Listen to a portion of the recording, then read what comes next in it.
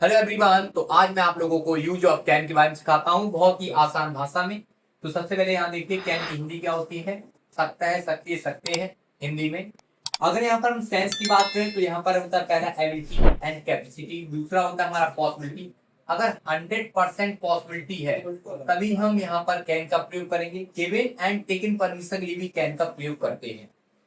Ability क्या होती है? जैसे कि योग्यता, जैसे मैं पढ़ सकता हूँ, मैं बोल सकता हूँ, मैं काम कर सकता हूँ, मैं वहां जा सकता हूँ, तो हम एबिलिटी की बात कर रहे हैं। ये कैपेसिटी में क्षमता, जैसे कि मैं 50 किलो वजन उठा सकता हूँ, मैं 1 घंटे घंटे धूप में खड़े हो सकता हूँ, मैं 100 किलोमीटर की रेस लगा सकता हूँ। तो यहाँ पर कैपेसिटी की बात होती है। पॉसिबिलिटी यहाँ पर संभावना हो, जैसे कि वह स्कूल में हो सकता है, वह घर पर हो सकता है, वह ऑफिस में हो सकता है। तो यहाँ पर पॉसिबिलिटी दे रहा है कि हो भी सकता है और नहीं भी। और यही गिवन परमिशन टेकन परमिशन ये भी कैन का प्रयोग करते हैं, लेकिन कब करते हैं इसको समझ लें। जब कोई बड़ा इंसान किसी छोटे इंसान से परमिशन लेता है तो कैन का प्रयोग करते हैं, और जब कोई छोटा इंसान किसी बड़े से परमिशन लेता है तो वहां पर मे का प्रयोग करते हैं। याद रखिए।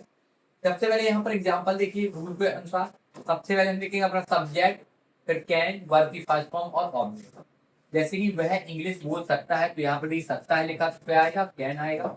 तो लिखेंगे ही कैन, वर्ब की फर्स्ट फॉर्म, स्पीक इंग्लिश।